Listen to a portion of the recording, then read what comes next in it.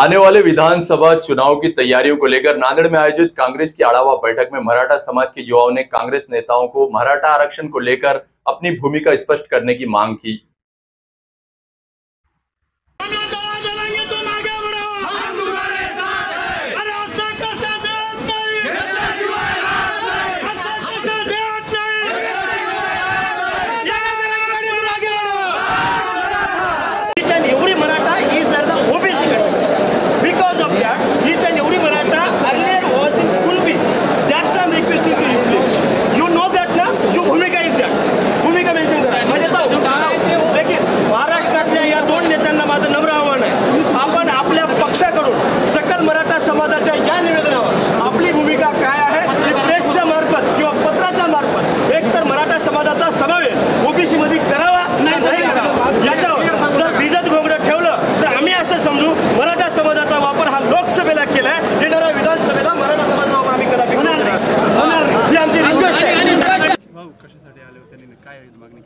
आज नांदेड जिल्ह्यामध्ये महाराष्ट्र राज्य प्रदेश काँग्रेस कमिटीचे डझनभर नेते आणि देशाचे केंद्रीय नेते महाराष्ट्र प्रदेश काँग्रेस कमिटीची बैठक घेण्यासाठी किंवा आढावा घेण्यासाठी या ठिकाणी नांदेड जिल्ह्यात उपस्थित राहिले होते।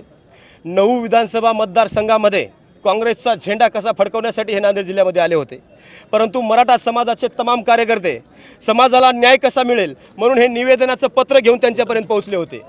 या निवेदनाच्या पत्रामध्ये स्पष्ट लिहिलेलं आहे की माननीय नानाभाऊ पटोले, माननीय बाळासाहेब थोरात साहेब आणि महाराष्ट्र प्रदेश काँग्रेस कमिटीच्या पूर्ण नेत्यांनी मराठा समाजाच्या आरक्षणाची जी काय रणनीती तुम्ही सांगावी।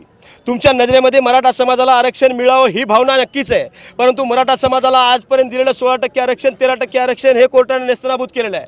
म्हणून मराठा समाजाचा या ठिकाणी सवाल आहे, न टिकणारे किंवा फसवं आरक्षण जर तुम्ही मराठ्याच्या तोंडाला देत असाल आणि तोंडाला काळे पानं पुसण्याचं काम करत असाल तर ते मराठा समाज आता कदापि सहन करणार नाही। कारण मराठ्यांना आता कळून चुकलेलं आहे 50% वरचं आरक्षण हे कदापि टिकणार नाही। म्हणून मराठ्याचा हक्क जिथं आहे मराठा तेच मागते। म्हणून आम्हाला एक आता मराठ्याच्या नवतरुण पोरांना एक वाक्य आठवलं, भीक नको आम्हाला हक्क हवे, मराठा आरक्षण हे ओबीसी मधूनच हवे। ही मागणी घेऊन आज आम्ही स्टेजवर गेलो आणि स्पष्ट नानाभाऊ पटोलेला केंद्रीय कार्यकारिणी मधले नेते आणि महाराष्ट्राचे प्रभारी रमेशजी सुद्धा त्या ठिकाणी होते, त्यांना सुद्धा आम्ही हा सवाल केला आहे की मराठा समाजाच्या आरक्षणाबद्दल स्पष्ट भूमिका आपली या ठिकाणी विषद करा, अन्यथा 1 ते 2 दिवसामध्ये प्रेस कॉन्फरन्स घेऊन समाजाला सांगा की मराठा समाजाला नेमकं आरक्षण कुठलं द्यायचं आहे।